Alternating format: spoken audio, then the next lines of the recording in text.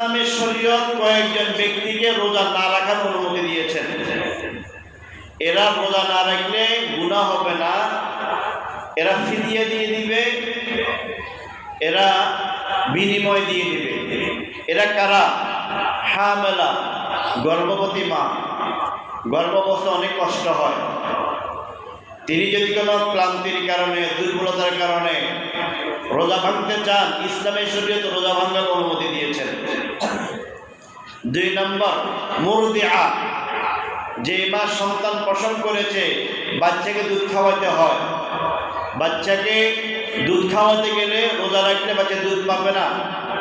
মা যত বেশি খাবে, সন্তান তত দুধ বেশি পাবে। গরুকে ঘাস যত বেশি খাওয়াবেন, গরুর দুধ তত বেশি পাবেন। অতএব কোনো মা, সন্তানওয়ালা মা দুধ পান করাতে গিয়ে রোজা রাখলে যদি কোনো দুধ কম পায় সন্তান, ওই মা রোজা ভাঙতে পারবেন, তার কোনো গুনাহ হবে না। 3 নম্বর, মুসাফির। মুসাফির রোজা ভাঙতে পারবে। 48 মাইল দূরে ব্যবসার কারণে গিয়েছেন, এলেম শিখতে যাচ্ছেন, যদি কোনো কারণে ঘর থেকে 48 মাইল, বর্তমান 74 কিলোমিটার দূরে যদি কেউ যায়, এমত অবস্থায় তাকে বলা হয় মুসাফির। মুসাফির প্রয়োজনে রোজা ভাঙতে পারবেন, রোজা ভাঙলে তার কোনো গুনাহ হবে না। 4 নম্বর, হায়েজা, যাদের মাসিক হয়, যে সকল মায়েদের মাসিক, তারা রোজা ভাঙতে পারবে, রোজা ভাঙবে, তারা রোজা রাখলে রোজা হবে না। 6 নম্বর, নাফেসা, যে সকল মায়েরা সন্তান প্রসব করেছে, সন্তান প্রসব করলে 40 দিন পর্যন্ত নাপাক রক্ত বের হয়, এগুলোকে শরীয়তের পরিভাষায় নাফেসা।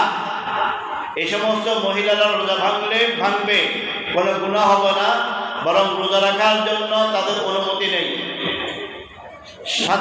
6 নম্বর, মারিজ, অসুস্থ ব্যক্তি। ডাক্তার বলেছে ওষুধ এটা প্রয়োগ করতে হবে, স্যালাইন এটা মারতে হবে, এই টাইমে এই ওষুধ খেতে হবে।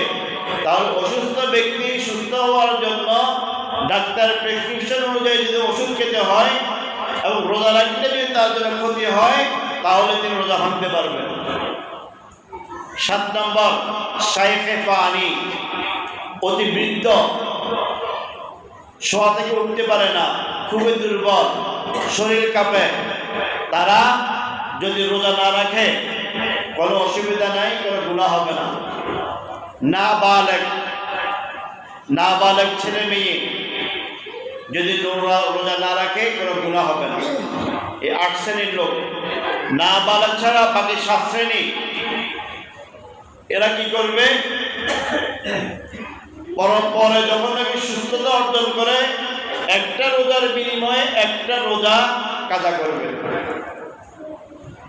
আর না হয় একটা রোজার বিনিময়ে 2 জন মিসকিনকে খানা খাওয়াবে।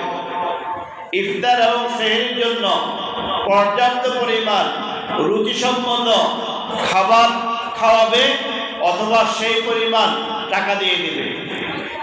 বর্তমান হোটেলের মধ্যে একজন ব্যক্তি সর্বোচ্চ, আবার সর্বনিম্ন না, সর্বোচ্চ না, মাধ্যমিক খাবার খেতে যত টাকা প্রয়োজন, এরকম 2 বেলা খাবার দিয়ে দিবে,